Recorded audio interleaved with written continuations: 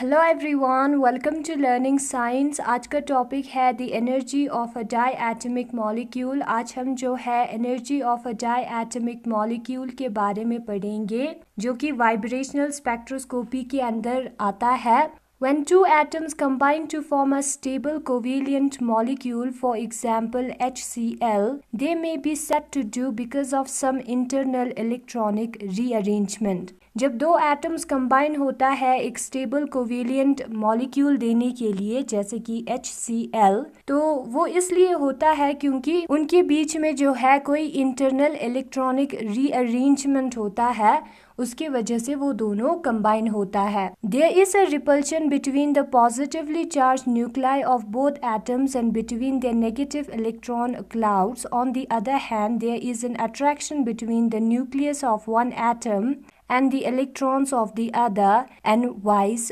versa. जो atom है, suppose ये हमारा एक एटम है, ये हमारा दूसरा एटम है, उसके अंदर न्यूक्लाई प्रेजेंट होगा जो कि पॉजिटिवली चार्ज होगा, ठीक है। तो वो दोनों जो है एक दूसरे को रिपल करेगा, क्योंकि लाइक चार्जेस जो है एक दूसरे को रिपल करता है।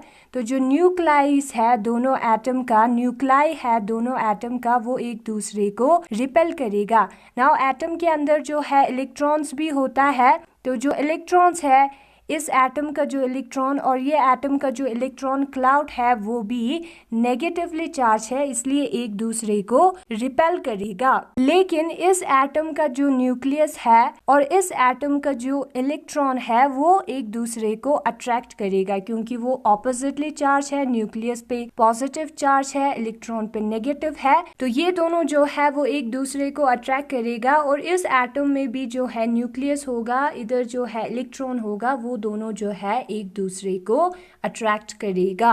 The two atoms settle at a mean internuclear distance such that these forces are just balanced and the total energy of the whole system is minimum. इसलिए ये जो दो एटम है वो एक दूसरे को एक ऐसे डिस्टेंस पे रखेगा जिस पे ये सारी चीजें, ये सारी जो फोर्सेस है वो बैलेंस होगा। ये सारी फोर्सेस जो है वो काम नहीं करेगा, बैलेंसली काम करेगा। रिपल्शन फर्दर नहीं होगा, अट्रैक्शन फर्दर नहीं होगा।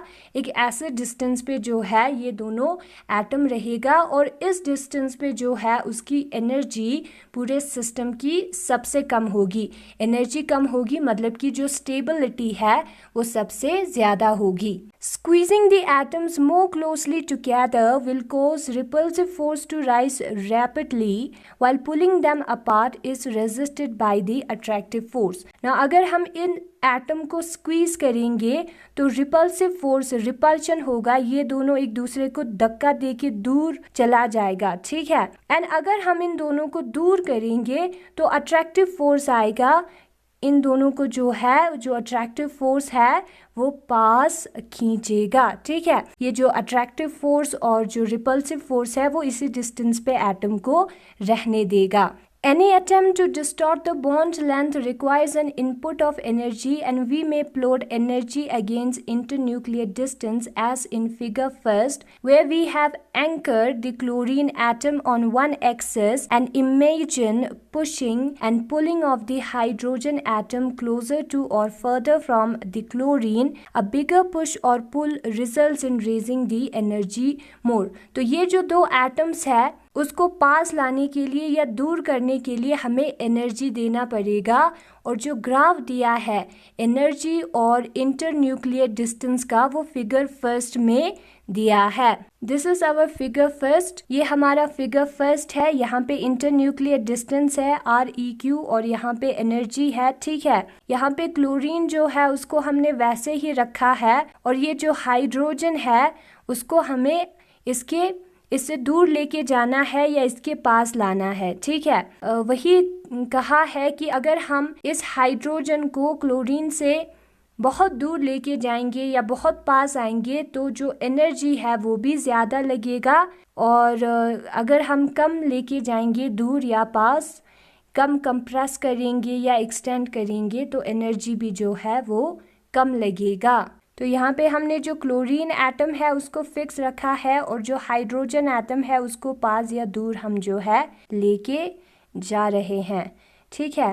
At the energy minimum, the internuclear distance is referred to as equilibrium distance REQ or more simply as the bond length. इसको हम कहेंगे इंटरन्यूक्लियर डिस्टेंस। ये जो एटम दोनों के बीच में डिस्टेंस है उसको हम इंटरन्यूक्लियर डिस्टेंस कहेंगे, और वो इंटरन्यूक्लियर डिस्टेंस जहाँ पे एनर्जी सबसे कम है उसको हम क्या कहते हैं?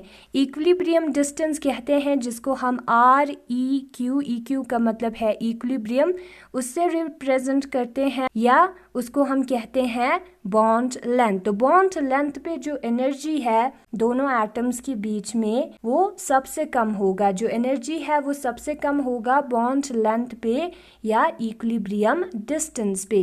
The compression and extension of a bond may be likened to a behavior of a spring। और जो कंप्रेशन और एक्सटेंशन होता है बॉन्ड का, वो स्प्रिंग के जो कंप्रेशन और एक्सटेंशन होता है उससे सेम है। एंड वी में extend the analogy by assuming that the bond like a spring obeys Hooke's law।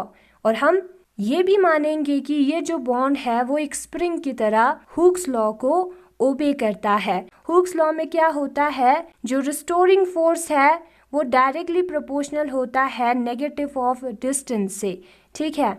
तो F जो है वो -kx के बराबर होगा, जहाँ पे k जो है वो कांस्टेंट है। इस केस में F जो है रिस्टोरिंग फोर्स है, -k जो है वो कांस्टेंट है, और जो डिस्टेंस है वो बराबर है R REQ के, और उसको हम इक्वेशन नंबर फर्स्ट कंसिडर करेंगे।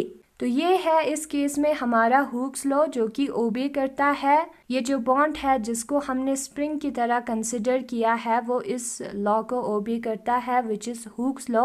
और यहाँ पे F जो है वो रिस्टोरिंग फोर्स है, K जो है फोर्स कांस्टेंट है, K को हम फोर्स कांस्टेंट कहते हैं, और R जो है वो इंटरमॉलिक्यूलर डिस्टेंस है। R जो है वो इंटरमॉलिक्यूलर डिस्टेंस है। REQ जो है वो डिस्टेंस है जहाँ पे एनर्जी सबसे कम होगी। In this case the energy curve is parabolic, और इस केस में जो एनर्जी का कर्व है वो पैराबोलिक होगा, एंड हैज द फॉर्म, जो एनर्जी है वो बराबर होगा 1/2 के R माइनस REQ के स्क्वायर के, और उसको हम इक्वेशन नंबर सेकेंड कंसिडर करेंगे। एनर्जी जो है वो हाफ के x या R माइनस REQ के स्क्वायर के बराबर होगा।